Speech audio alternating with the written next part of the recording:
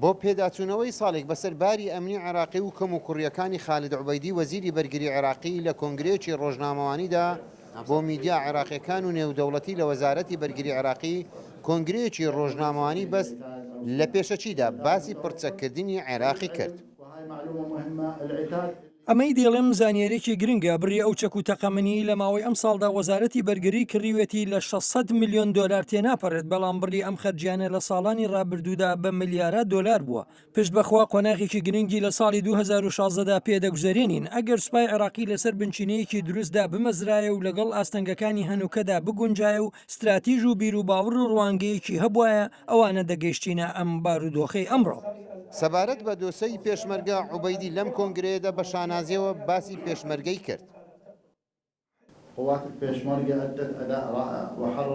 هێزەکانی پێشمەرگە کارێکی نەبەردانیان ئەنجامداوە و ناوچەی گرینگیان ئازاد کردووە بە تایبەت چەند ناوچەیەک لە پارێزگای نینەوە. من لە سەردانەکەی ئەم دوایەمدا بۆ بەرەی جەنگ لە باکوور بینیم ناوچەیەکی بەرینیان ڕزگار کردووە و لەژێر کۆنتترۆلی هێزەکانی پێشمەرگەدایە. هەروەها ئازادکردنی شنگال کردەیەکی لەشکری مەزن بوو. ئێمە شنگال بە دەواازەی ئازادکردنی مووسڵدادەنین. ئێمە لەگەڵ برایانی پێشمەرگە بە هاو ئاهەنگی داواکاریەکانیانمان بە لیستێک بۆ دەنێرن و ئێمەش ڕەزامەندی ڕابەری گشتی هێزەکانی بۆ وەردەگرین و داواکاریەکانیان بە فڕۆکە بۆ دەنێرین.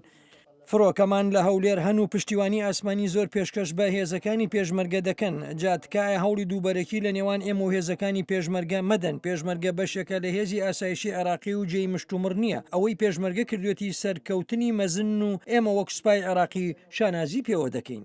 لە تەوەرێکی تردا خالد عوبەیدی باسی پێشێلکردنی هێزی تورکیا بۆ ناو خاکی عێراقی کرد و بەرپرسیارەتی هاتنی هێزی تورکیا بۆ هەموو لایەنێکی گەڕاندەوە. من كل المهتمين لماذا لم توجه الأسئلة إلى الأجهزة الأمنية العراقية الأخرى؟ بۆ هەموو ئەوانەی بایەق بەمە دەدەن دەڵێم ئایا بۆچی پرسیارتان لە لایەنەکانی ئاسایشی عێراقی تر نەکرد سەبارەت بە سنوورد بەزاندنی وڵات لەلایەن تورکیاوە واتە هەموو پێنجلایەنی دیکەی ئاسایش لەوانە هێزەکانی پێشمەرگەش بۆچی پرسیارتان لەو بارەوە ئاراستە نەکردوون هەروەک چۆن تورکیا فڕۆکەیەکی رووسی بەردایە خوارەوە ئێمەش مافی ڕەوای خۆمانە بەرگری لە خاکمان بکەین. نزیکەی 6 کاتژێر وەزیری بەرگری عێراقی لە کۆنگرە ڕۆژناوانیەکەیدا باسی گشت کێشە و گرفتەکانی دەستگای ئەمنی کرد لە کۆتاییش ڕایگەاند کە ساڵی 2016 ساڵی سەرکەوتنی هێزی سوپای عێراق بەسەر داعشدا. سڵاو بامەرنی دەنجی ئەمریکا بەغدا.